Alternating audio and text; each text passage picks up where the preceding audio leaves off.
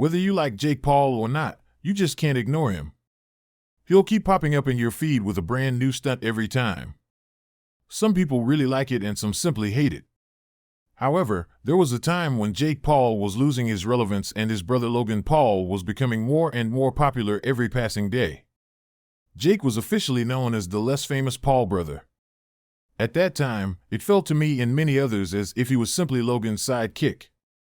Fast forward to now, he is at the peak of his relevancy and stardom that he earned by taking a huge risk.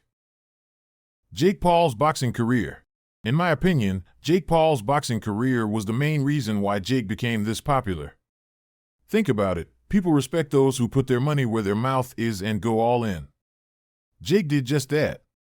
Not only did he manage to fight big names, he also knew how to promote fights really well and cash in big after his wins against opponents by posting the highlight reels on his social accounts within 15 minutes of winning the fight.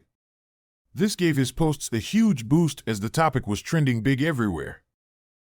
However, Jake simply couldn't get the respect he wanted or thought he deserved by beating the likes of Ben Askren and Nate Robinson.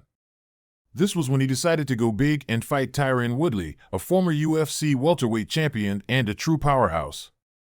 Stepping in the ring against him and beating him finally started to earn him the respect of true boxing fans. He then went on to fight against the Spider Anderson Silva, of the biggest UFC stars and a true legend of the game. Some boxing fans admired his courage and thought he was insane to go against Anderson Silva in the ring. Many thought it would finally be Jake's first loss and tuned in to see how he would react to it.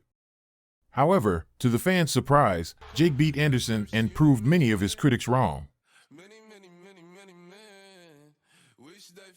Jake Paul versus Tommy Fury. This was it, the biggest match of Jake Paul's career. The match every die-hard boxing fan wanted to experience. Finally, fans would get to see Jake fight a real boxer, a real opponent. This was the first time Jake went in the ring not as the betting favorite, but an underdog. The stakes were high. If Jake came out as the winner, he'll prove the entire world wrong and also become a ranked WBC boxer. That's not it, he'll also become a WBC Diriyah champion.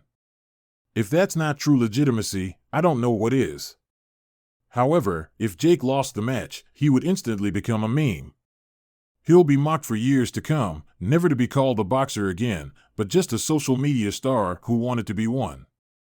Simply put, it was Jake Paul's career at the line. More importantly, it was his life at the line.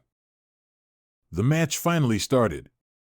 It was as competitive as anything and both the boxers showed how good they were. In my opinion, it was a great watch.